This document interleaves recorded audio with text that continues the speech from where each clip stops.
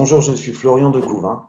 Et voilà, je suis sujet à de plus en plus de pannes sexuelles. Je voulais savoir si c'était psychologique ou carrément si j'avais un problème de santé.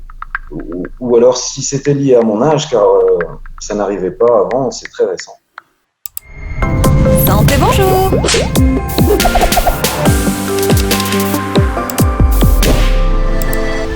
Bonjour Florian.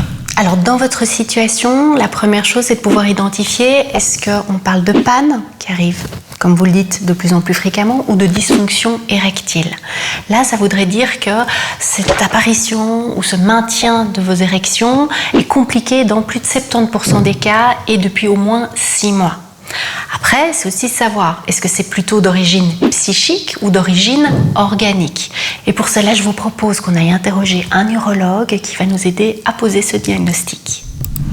Alors, le mécanisme d'une érection est un mécanisme qui commence toujours par une stimulation externe et surtout par une libido. Il faut avoir envie d'avoir un rapport. Cette libido va entraîner un message neurologique jusqu'au niveau des corps caverneux, qui sont les structures qui sont présentes au niveau de la verge.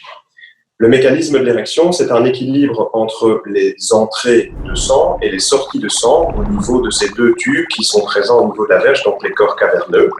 Il faut qu'il y ait plus de sang qui arrive que de sang qui repart. Ça engendre un gonflement, et puis quand le gonflement n'est plus possible de par l'élasticité des structures, ça engendre une rigidité. Un patient qui présente des problèmes d'érection a soit un problème de libido, soit un problème de commande nerveuse entre le cerveau et la verge, soit un problème au niveau de l'équilibre justement entre cette arrivée de sang et cette sortie de sang. La première question que votre urologue ou votre médecin généraliste vous posera, c'est est-ce que vous avez encore des érections spontanées? Ce sont des érections présentes pendant la nuit ou au lever le matin. La deuxième question que l'on vous posera, c'est si vous êtes porteur de facteurs de risque, le tabac étant évidemment le facteur de risque numéro 1. En consultation, il sera aussi possible de vérifier si l'afflux sanguin est suffisant en faisant faire un examen particulier qu'on appelle une échographie Doppler pour voir l'intensité du flux artériel et voir si l'apport sanguin est encore suffisant pour pouvoir provoquer une érection. En fait, dans mon cas, il n'y a pas forcément de problème. Par exemple, mon érection du matin, je l'ai, tout se passe bien, mais c'est plus dans un cadre à deux, dans une relation à deux, et là, ça devient plus délicat. J'entends, Florian, que c'est dans les rapports à deux que la situation se produit. Et effectivement, c'est dans ces moments-là qu'il y a le plus de pression. Et en fait, on est à 2 pas de tomber dans un cercle vicieux. C'est-à-dire que ça arrive une première fois, on a peur que ça se reproduise, et puis hop, on y pense de plus en plus. Et c'est vraiment là le problème. Parce qu'une érection, elle n'arrive pas sur commande.